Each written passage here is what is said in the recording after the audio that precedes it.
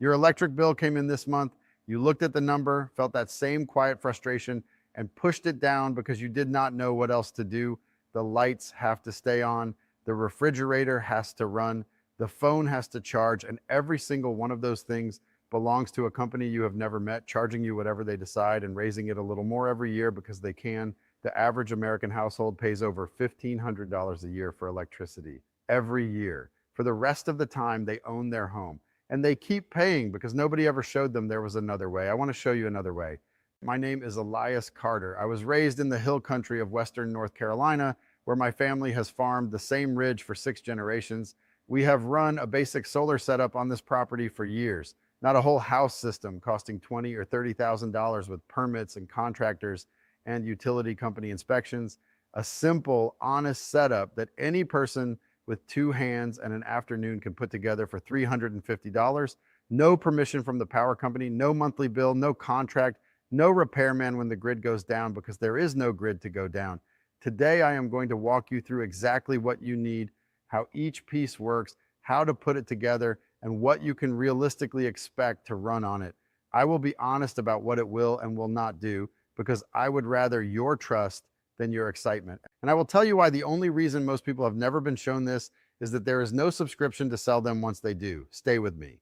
Before I walk you through the parts, I want to make sure you understand what kind of system this actually is, because the way most people picture solar is shaped by the big whole house installations they have seen advertised, and that picture is so expensive and complicated that most folks dismiss the whole idea before they ever look closer.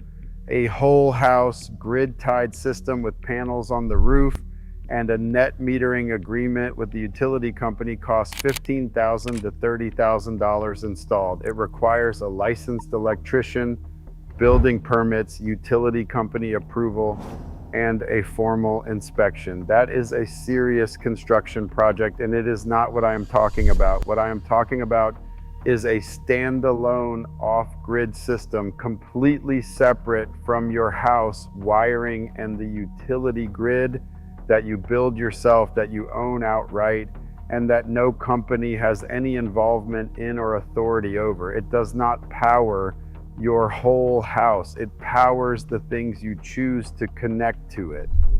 And for most families, the things that matter most day to day, the lights, the phones, a small freezer, a radio, a fan, those are exactly the things a $350 setup handles without any trouble. Understanding this distinction is the whole game. You are not trying to replace the grid. You are building something independent of it for the things that matter, and you are doing it for the price of a few months of electric bills. Here is what the system consists of and what each piece does. The first piece is the solar panel. This is the part that collects the energy.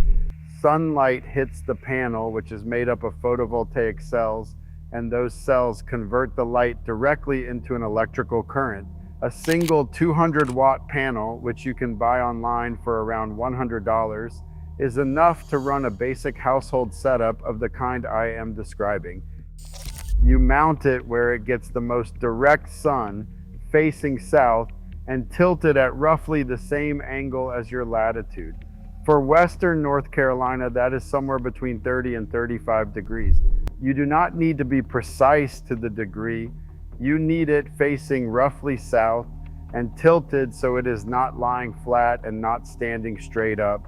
The panel produces power whenever the sun is on it, more on a clear day and less on a cloudy one, but it produces something every day. The sky is not completely dark.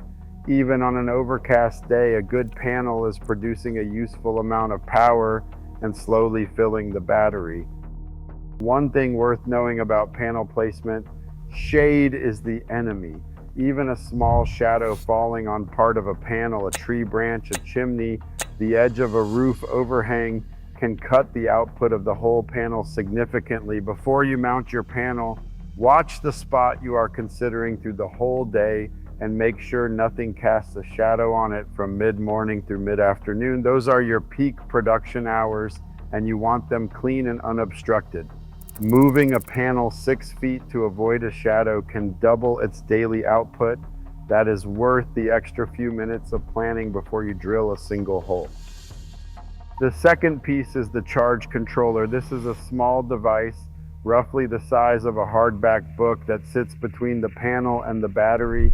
Its job is to regulate the electricity coming from the panel so it charges the battery safely without overcharging it or damaging it.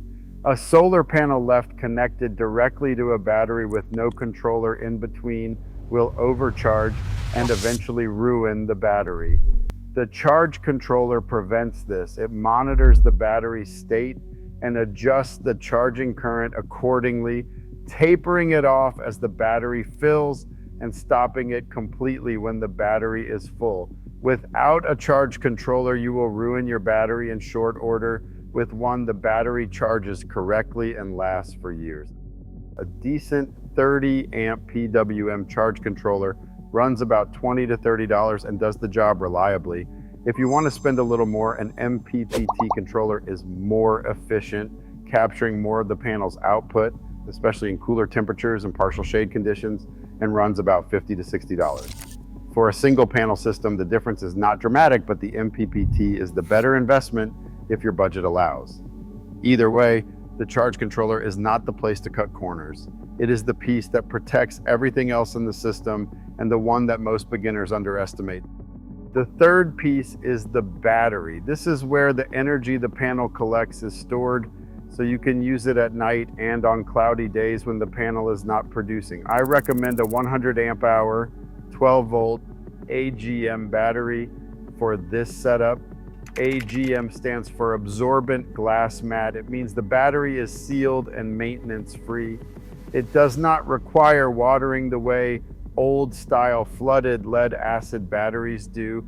It does not off gas, which means you can keep it indoors in a closet or under a bench without worrying about fumes. A good 100 amp hour GM battery runs about $100 to $120 and stores enough energy to run a modest load through a night and into the next morning. Now here is the thing most beginners do not know about batteries, and it will save you money if you understand it before you buy. Running a battery below 50% of its capacity on a regular basis shortens its life significantly. A 100 amp hour battery that you regularly drain down to 20 or 30% will last you 2 or 3 years. A 100 amp hour battery that you never drain below 50% will last 5 to 7 years or more. So if your daily use is going to push one battery below 50% regularly, the smart move is to buy 2 batteries and wire them in parallel. That doubles your storage capacity without changing the voltage. 2 100 amp hour batteries give you 200 amp hours of total storage, which means you can use 100 amp hours 50% of the total before you start shortening battery life. 2 batteries at around $100 to $120 each add roughly $200 to $240 to the total cost, but it doubles the life of your storage and gives you a genuine cushion for cloudy stretches and heavier use days. For a setup running a small chest freezer, 2 batteries is not optional. It is the right way to do it. The fourth piece is the inverter. The panel and the battery work in direct current DC, the same kind that runs in your car. Most household appliances run on alternating current AC, the kind that comes out of your wall outlets.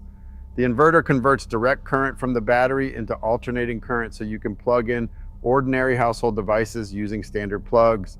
A 400 watt pure sine wave inverter costs about $40 to $50. Pure sine is important. There are 2 kinds of inverters, pure sine wave and modified sine wave.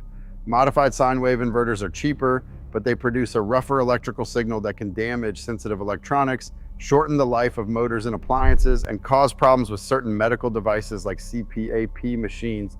Pure sine wave produces the same clean power that comes out of your wall and is safe for everything. Spend the few extra dollars, pure sine only.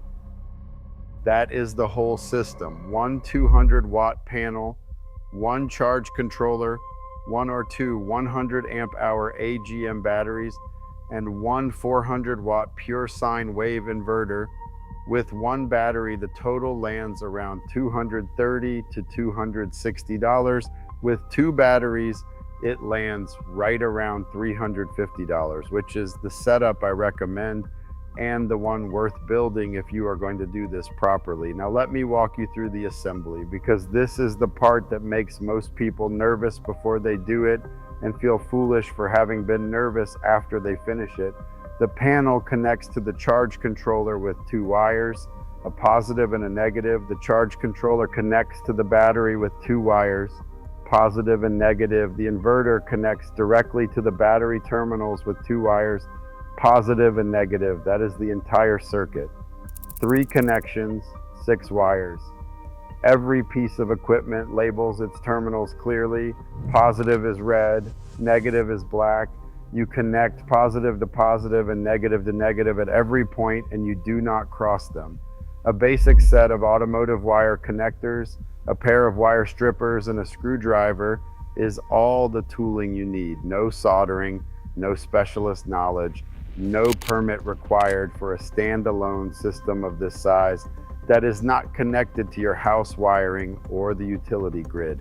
One safety note on the inverter connection specifically: a battery holds a significant amount of stored energy, and a short circuit between the battery terminals and the inverter, if a wire slips or touches something it should not, can cause a dangerous amount of heat very quickly. Before you make the final connection between the battery and the inverter, put an inline fuse or a small circuit breaker on the positive wire, sized to match the wire gauge you are using. A 30 amp inline fuse for standard 10 gauge wire costs about $2 at any hardware store. If something goes wrong, that fuse blows and the circuit opens before any heat builds up. It is a $2 piece of insurance, and it belongs in every system of this kind. Do not skip it. There is one additional safety habit I will not skip. Before you make any connections, cover your solar panel or turn it face down. A solar panel begins producing power the moment light hits it, and you do not want live current flowing through a circuit you are still assembling. Cover the panel with a piece of cardboard or an old blanket while you make your connections. When everything is hooked up correctly and you have checked your work, uncover the panel and let it start charging. Check every connection once before you uncover the panel. Positive to positive, negative to negative, nothing loose, nothing touching what it should not be touching. Then uncover it and watch the charge controller display tick upward as the battery starts filling. That first moment is a good one. The whole process, unboxing the components, mounting the panel, running the wires, making the connections, and doing a first check to confirm everything is charging correctly, takes most people between 2 and 3 hours the first time. The second time, if you ever build another one, takes less than an hour. Now let me be straight with you about what this system will and will not run, because I would rather give you an accurate picture than an exciting one. What it runs comfortably is LED lighting throughout a space, phone and tablet charging, a laptop computer, a small radio, a box fan, a small chest freezer used sensibly, a CPAP machine, a small water pump, and power tools for short bursts. These are the things that matter most day to day and the things that matter most in an emergency. And this system handles all of them on a good sunny day without running the battery down. A family that can keep the lights on, keep the devices charged, keep a freezer running, and keep a fan moving through a 2-week grid outage is a family in a fundamentally different position than one sitting in the dark waiting for the power to come back on. What it will not run is a central air conditioner, an electric water heater, an electric range, a clothes dryer, or any large resistance heating appliance. These things draw far more power than a single panel system can supply, and anyone who tells you otherwise is either selling you something or has not done the math. This setup is not a whole house replacement.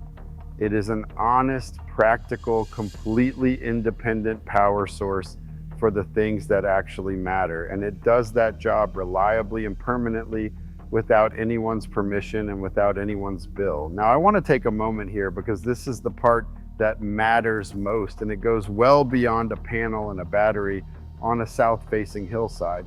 The average household spending $1,500 a year on electricity spends $45,000 over 30 years. $45,000 paid to a company you do not own for infrastructure you did not build at a rate set by people who answer to shareholders and not to you.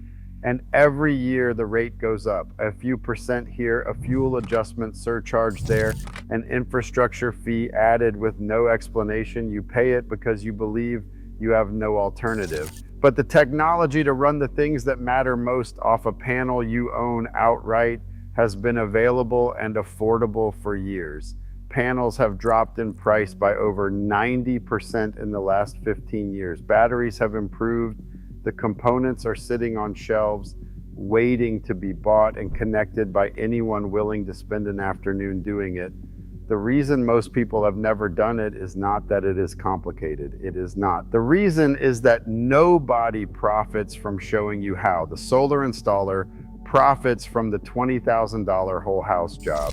The utility company profits from you never thinking about this at all. And the simple, honest $350 setup sits unmentioned while the bills keep climbing and the dependence deepens. There is no version of that arrangement where anyone in that industry benefits from sitting down with you and explaining that 4 components and an afternoon of work takes the most important things off their bill permanently. So nobody does. The knowledge is not hidden. It is just never mentioned.